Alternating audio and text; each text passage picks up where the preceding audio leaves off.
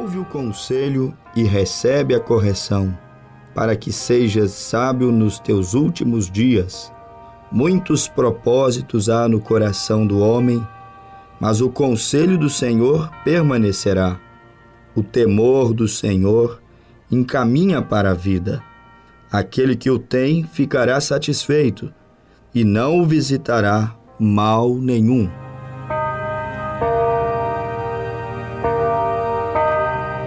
Em nome do Senhor Jesus Cristo, mais uma vez, nós estamos, meus prezados ouvintes, dando abertura a esta programação, crendo de fato que o Senhor Deus ricamente, abundantemente abençoará os nossos corações, porque não tem coisa mais abençoadora, mais edificante do que os conselhos do Senhor, a palavra do Senhor. Como acabamos de ler aqui em Provérbios, capítulo 19, versículo 20, quando o sábio Salomão disse: ouve o conselho e recebe a correção, para que sejas sábio nos teus últimos dias. Conselhos e correções vinda do Senhor, da palavra do Senhor, a Bíblia diz que nos acrescenta sabedoria. Então não tem coisa mais abençoadora, edificante, do que a exposição da palavra de Deus.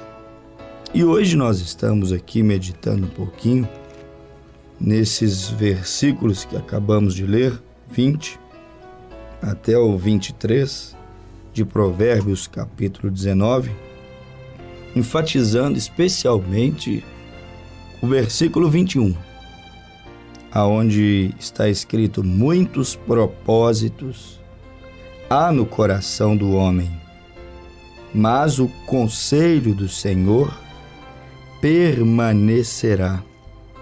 A Bíblia dizendo que o homem, o ser humano normal, ele é um homem de propósitos. Ele sempre terá alguma coisa que ele estará desejoso, estará intentando fazer. É o que eu acabei de ler aqui, no versículo de número 21. A Bíblia dizendo que há no coração do homem propósitos. Muito embora nem sempre são realizados alguns propósitos intentos, muitas das vezes são propósitos e desejos nossos, e Deus não tem compromisso em realizar aquilo que em verdade não vai edificar, não vai ajudar, não vai cooperar em nada com a vida daquele que teme a Deus. Eu digo cooperar porque a Bíblia mesmo diz que todas as coisas juntamente, elas cooperam para o bem daqueles que amam a Deus. Então, quando amamos a Deus, podemos ter muitos propósitos, mas a garantia da realização dos propósitos está condicionada ao ser ou não propósitos que combinem com a vontade de Deus, os quais Deus vê previamente o futuro e sabe o quanto aquilo irá ser prejudicial ou benéfico. Muitas vezes um filho não entende o porquê o pai diz não na hora, porque o pai não flexibiliza a coisa de momento. Assim também é Deus. Muitas vezes ele não pode dizer sim, ele está obrigado a dizer não para o bem maior. Ele não pode flexibilizar no momento, agradar no momento, porque ele conhece o fim desde o princípio. Então a Bíblia vem e nos diz também, Provérbios, capítulo 16, do homem são as preparações do coração, ou seja, os propósitos, os desejos, os intentos, os sonhos do homem são as preparações do coração, mas do Senhor a resposta da boca. Está vendo? Propósito temos que ter, mas com aquela consciência. A resposta vem do Senhor. A Bíblia diz: todos os caminhos do homem são limpos aos seus olhos, mas o Senhor pesa os espíritos. Confia ao Senhor as tuas obras e teus pensamentos serão estabelecidos. Quer dizer, estar em harmonia, em sintonia com o plano de Deus. Então a Bíblia Sagrada é um livro muito perfeito, que nos mostra para nós de maneira bem clara, bem nítida, que se você e eu deixarmos, Deus, Ele tomará o controle de absolutamente todas as coisas. Todos os nossos propósitos, se permitirmos, se deixarmos, nós veremos que Deus tomará a liberdade de muitas vezes embargar algumas coisas e muitas vezes também permitir a realização de muitas e muitas coisas. A questão é, temos que confiar em Deus, descansar em Deus para todas as coisas. Então vamos meditando um pouquinho sobre estas coisas. Vamos refletindo aqui sobre uma vida de propósitos, já que essa é uma grande verdade, todos são sabedores disto, que tudo nessa vida deve ser feito com propósito. É como um casal de jovens.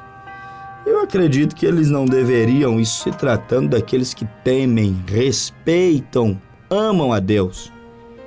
Eles não deveriam começar um namoro a menos que tivesse anseios, propósitos, boas intenções uns com os outros, porque senão não passará de uma brincadeira, de uma diversão, de uma troca de prazeres apenas.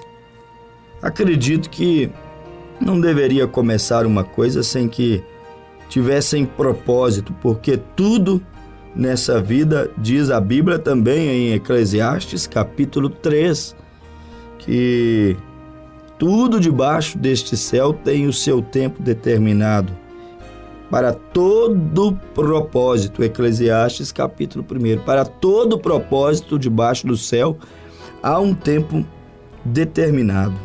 Então, pessoas que não têm nenhum propósito, até no sentido natural da vida, ela tende a não chegar a lugar nenhum, ela tende a não evoluir, a não conquistar o seu espaço, ela tende a ficar enclausurada, presa dentro de si mesmo. E a mesma coisa digo cristãos que servem a Deus sem propósito, ou no mínimo sem o propósito correto, porque muitos têm propósitos, mas não têm o propósito correto, o propósito maior.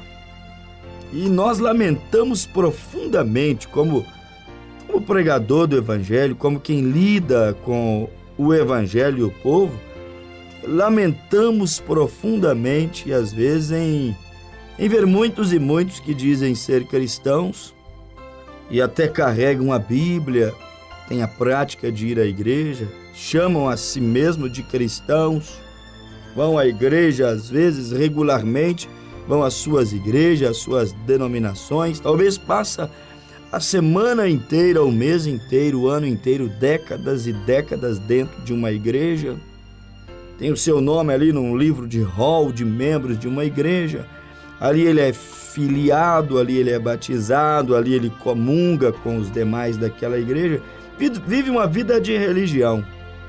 Mas o duro de tudo isto é carregar a Bíblia debaixo dos braços, ler essa Bíblia e até pregar sobre ela, mas não captar o propósito real.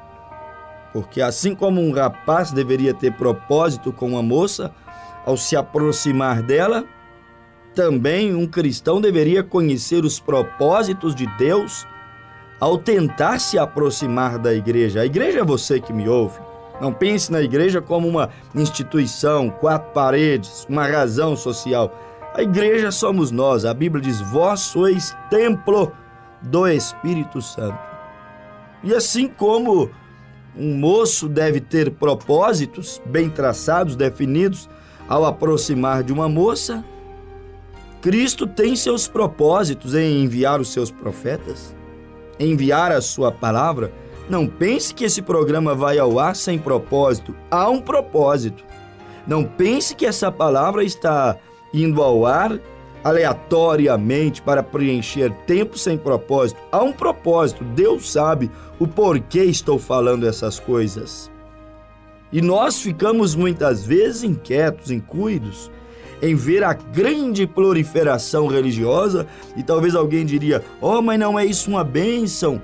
Milhões e milhões de cristãos, milhões e milhões de evangélicos, igreja como nunca, uma em cada esquina, uma disputando com a outra para ver quem assume o melhor ponto da cidade. Não é isso uma grande coisa? Olha, seria uma grande coisa se captassem o verdadeiro propósito do Evangelho, o verdadeiro propósito da mensagem da cruz. Mas não é o que acontece na maioria das vezes. Muitos vão à igreja, comungam ali, filia-se ali, vivem uma vida de religião, mas ainda assim não captam o propósito real da mensagem da cruz, o propósito real do Evangelho para a sua vida. Você deveria captar isso, que o propósito maior de Deus para a sua vida não é apenas te curar de uma enfermidade física, não é apenas abençoar sua casa para que as coisas vá bem materialmente. Não é esse o evangelho mais propagado, mais explorado, da rosa ungida, ou da água benta, da campanha da prosperidade, aquele que só vem explorando aquilo que o povo mais necessita, vem tentando pescar o peixe pelo estômago, como diz. Todos correm atrás do suprimento da sua necessidade. Então, envia-lhes, promete-lhes, prega-lhes, anuncia-lhes um evangelho que, na verdade, não é o propósito real da mensagem da cruz. O mundo está falhando em captar o que verdadeiramente Jesus Cristo significa, o que verdadeiramente a mensagem da Bíblia significa. O mundo está falhando em perceber quais os motivos reais que Cristo veio a este mundo, nasceu, cresceu, pregou, morreu, foi sepultado, ressuscitou e foi assunto aos céus. O mundo está perdendo a visão, ou muitos nunca tiveram, e aí é trágico, meus amados ouvintes, é trágico para esse religioso, este membro de igreja, este cristão, entre aspas, nascido, criado dentro da igreja a vida inteira, mas sem processar, captar profundamente o real propósito do evangelho, da Bíblia. É trágico. Por que eu digo que é trágico? Porque sem captar o propósito, não chegarás em lugar algum. Um moço sem propósito, uma moça sem propósito, chega em algum lugar? Um empregado que não tem propósitos, ambições saudáveis na sua vida financeira, profissional, chegará em algum lugar?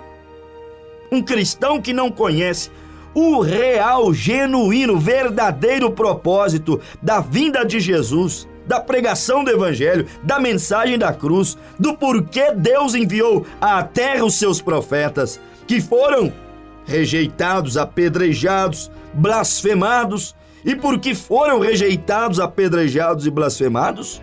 Porque não captaram o propósito. Isaías veio, logo cerraram, não entenderam o propósito da mensagem de Isaías. Jeremias veio, logo lançaram em um calabouço. Não entenderam o propósito da mensagem de Jeremias. Daniel veio, logo lançaram-no em uma cova de leões. Moisés veio, logo eles o perseguiram. Não captaram. Elias veio, logo Jezabel pediu-lhe a cabeça. Micaías logo foi lançado no cárcere, preso. Ficou alimentando-se de pão e água. Por que esta ira, esta perseguição?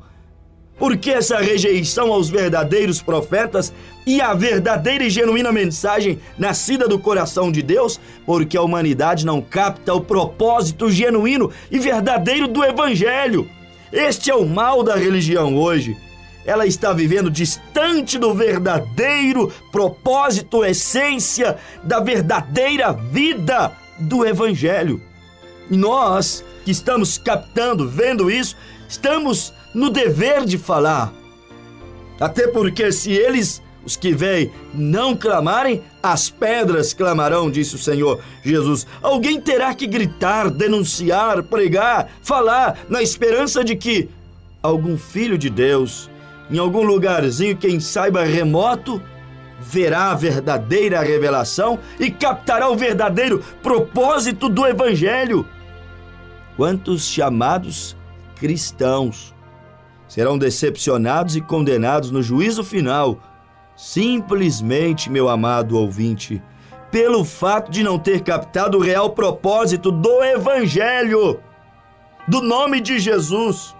Mateus 7, 21, a Bíblia diz: e muitos naquele dia final virão a mim e dirão: Senhor, no teu nome não profetizamos nós?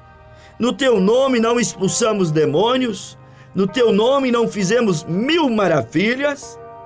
Então vos direi abertamente: apartai-vos de mim, malditos, para o fogo eterno, porque eu não vos conheço. Sabe o que é não vos conheço? Não tenho intimidade com vocês. Eu não conheço esses propósitos como genuínos. Eu não vejo como legal, como genuíno, autêntico, sincera a obra que vocês construíram. O objetivo, a finalidade, o motivo que estava por detrás não era o mesmo sentimento que houve em mim, porque a Bíblia diz aos Filipenses 2, 5, que haja em vós o mesmo sentimento que houve em Cristo Jesus. A anunciação da mensagem do Evangelho tem que ser no mesmo sentimento que houve em Cristo Jesus. Mesmo propósito. Qual foi o propósito de Jesus? Se tornar um arquibilionário? Construir um império terreno? Ele chegou a dizer: se o meu reino fosse desta terra, meus súditos estariam lutando por este reino. Meu reino não é daqui. Olha, os chamados discípulos, seguidores, os chamados profetas modernos hoje de Jesus Cristo, eles não dão a entender que tem a mesma visão, propósito, sentimento que teve Cristo Jesus. E por isso a Bíblia diz que muitos até anunciarão o Evangelho e construirão obras faraônicas, mas perderão a sua salvação. E a Bíblia diz que eles uivarão como lobos. Ai dos falsos profetas, ai dos mercenários que devoraram as minhas ovelhas, que comeram, devoraram os meus rebanhos, como lobos em cima do rebanho. Há um grande juízo que está por vir, mesmo sobre a religião, porque perdeu a visão genuína, porque saiu do propósito real.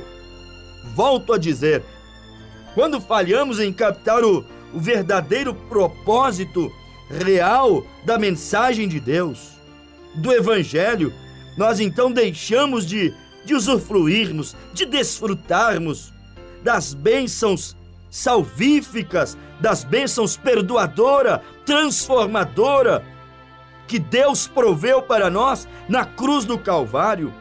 Transformação, salvação, perdão dos pecados é o carro-chefe do cristianismo. Deus não quer te enriquecer e te curar e te perder para o diabo, para o mundo, para o cigarro, para a cerveja, para a prostituição, para uma vida libertina, mundana, vulgar. Deus quer te transformar, quer te salvar, quer te fazer entender que o bem mais precioso que você tem está dentro desta carne aí, que voltará ao pó, é tua alma. Por isso a Bíblia diz que uma alma vale mais do que o mundo inteiro. É trágico, meus amados, olhar para este mundo de então religioso e ver que o Evangelho não é anunciado no mesmo espírito e com o mesmo propósito que Jesus anunciou, que Pedro, que Paulo, que a igreja primitiva, aquela que nasceu no dia de Pentecostes, anunciou. Você tem que captar o verdadeiro significado do Evangelho, para que ele possa produzir em ti, tua vida, teu lar, teu casamento, tua alma, aquilo que está prometido que o Evangelho produziria. E se tem uma coisa que o verdadeiro Evangelho produz, é salvação, libertação. Jesus disse: conhecereis a verdade e a verdade vos libertará. Mas é uma pena que muitos que estão dentro das igrejas, muitos que estão carregando a Bíblia debaixo do braço, se contenta apenas em ir à igreja e dizer: eu tive uma revelação, eu tive um arrepio. Não é esse o propósito real do Evangelho, te fazer arrepiar. Você pode se arrepiar com muitas outras coisas que não tem nada a ver com o Espírito Santo. Ele pode revelar, sim, sua palavra é penetrante, como espada de dois gumes. Hebreus 4:12, vai até a divisa das juntas, medula, alma e espírito, e é apta para discernir os pensamentos e intenções do coração. Mas o propósito maior é libertar, é dar vida eterna. Por isso que o Senhor Jesus disse: examinai, pois, as Escrituras, porque vós cuidais ter nelas vida eterna, e são elas que testificam de mim. Jesus disse que a palavra produz vida eterna. Este é o propósito maior: vida eterna, transformação, libertação, nova natureza, conversão. Sem isto, não adianta ter bilhões de adeptos, não adianta ter milagres sobrenaturais, estrondosos. Tem que ter ponto principal do Evangelho, porque senão nós poderemos ter as bênçãos naturais, poderemos ter a cura divina, mas sem captar o propósito real do Evangelho e da mensagem da cruz, seremos mendigos espirituais, com curas, com prosperidade material, com muitos dons espirituais, mas sem captar a visão real do Evangelho. É pobreza espiritual. Você pode ter uma igreja toda de ouro, a mais rica que puder existir, aquela que tem o maior número de membros que você puder imaginar. Ela sim será miserável se eles não captam o propósito real da mensagem. Como está escrito na Bíblia, no livro do Apocalipse, capítulo 3, versículo 17. Tu que dizes, falando à igreja: rica sou e de nada tenho falta. Não é o que a igreja de hoje, moderna, pensa e diz? De nada tenho falta, tenho direito, tenho mídias, tenho programas de TV, temos escolas, temos seminários, temos os nossos mestres, temos os nossos cientistas, de nada tenho falta. Temos dinheiro, temos um império. Tu que dizes, rica sou e de nada tenho falta. E a Bíblia diz: mas não sabes tu que és pobre, viu? Pode ser uma igreja toda revestida de ouro, com a classe mais nobre e mais culta de pessoas que ali congregue. São miseráveis, são pobres, estão nus, diz a Bíblia, se não captar o propósito real da mensagem. Qual é o propósito real? É como um casamento. Um casamento tem que ter propósitos. Pelo menos diante de Deus, à luz da Bíblia, o casamento natural de um homem com uma mulher tem muitos propósitos bíblicos. Começou com o propósito de frutificar e encher a terra, gerar e constituir família. 1 Timóteo 2,16 diz que a mulher que se mantém a vida em santidade, não a vida mundana, em adultério, manchada de sensualidade, não a vida frívola, como diz a Bíblia, mas uma mulher que vive uma vida santificada, cuida do seu lar, cuida dos seus filhos. A Bíblia diz: mulher salvar-se-á dando à luz filhos, se permanecer na modéstia, na santidade, no temor do Senhor. Casamentos com propósitos.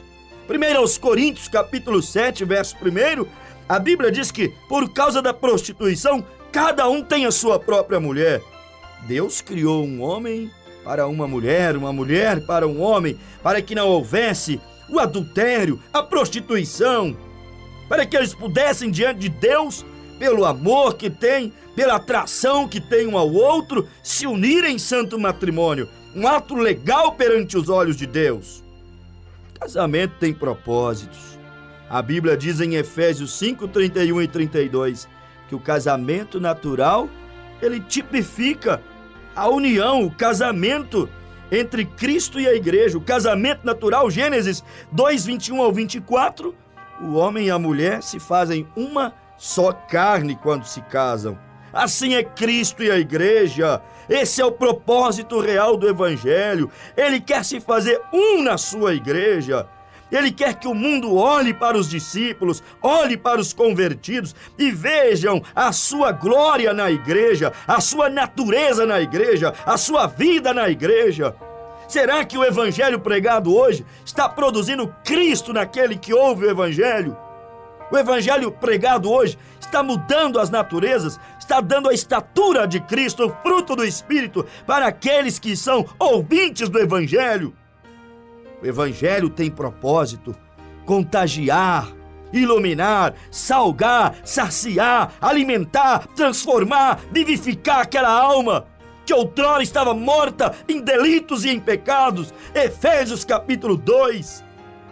A Bíblia diz que ele nos vivificou estando nós mortos em delitos e em pecados. Então o evangelho tem propósito. Mas vemos pessoas inescrupulosas tomando a Bíblia e a usando para tudo que é tipo de fins lucrativos, fins comerciais, fins políticos. Quantos usam essa Bíblia e a igreja e o evangelho politicamente para atender seu interesse político? Este não é o propósito do evangelho. O propósito do evangelho é levar o homem ao novo nascimento. Como diz as Sagradas Escrituras, aquele, pois, que está em Cristo, nova criatura é. As coisas velhas se passaram e eis que tudo se fez novo. Esse é o propósito do evangelho: mudar, transformar, pegar essa vida traumatizada, ferida, angustiada, complexada, esta vida viciada, deprimida, essa vida de humilhação, de tantas derrotas, essa vida que está vivendo em perdição, em profundo lamaçal do pecado. E você sabe, se não mudar, perdição, condenação. O propósito do evangelho é mudar esse quadro, é pegar esse pródigo e salvar, esse Zaqueu e salvar, é pegar esse perdido, essa perdida Madalena e transformar. Esse é o propósito real do evangelho. Mas hoje ele é anunciado como um evangelho: tinha uma casa, tenho 10. Eu tinha um prédio, tenho mais 20. Eu tinha uma loja e depois que me tornei evangélico, eu sou dono de toda a cidade. Quem te diz que este é o propósito primeiro do evangelho? Você pode ser abençoado, você pode ter tudo isso, mas saiba que o propósito real do evangelho é mudar esse coração.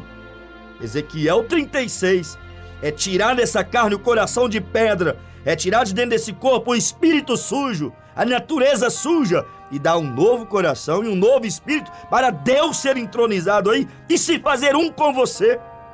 O propósito do evangelho é trazer Deus dos céus, o Espírito Santo, para habitar, para morar dentro do meu, do seu, do nosso coração. Faça isso, ouvinte. Arrependa dos teus pecados. Venha lavar-te em o nome de Jesus Cristo, no sangue que foi derramado na cruz do Calvário. Venha receber o Espírito Santo. Deixe o evangelho genuíno e verdadeiro fluir, manifestar sobre a tua vida e te fazer uma nova criatura. Em nome de Jesus Cristo, que Ele te abençoe e abra os teus olhos para captar qual é o verdadeiro propósito da mensagem da cruz, do evangelho de nosso Senhor e Salvador Jesus Cristo. Amém.